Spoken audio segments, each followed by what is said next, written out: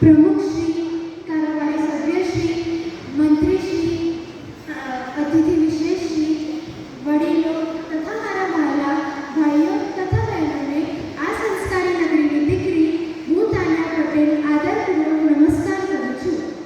આજનો મારો વિષય છે સ્નેહ મિલન શા માટે? સ્નેહ મિલન એ બે શબ્દોનું બનેલું છે। સ્નેહ એટલે પ્રેમ અને મિલન એટલે મળવું।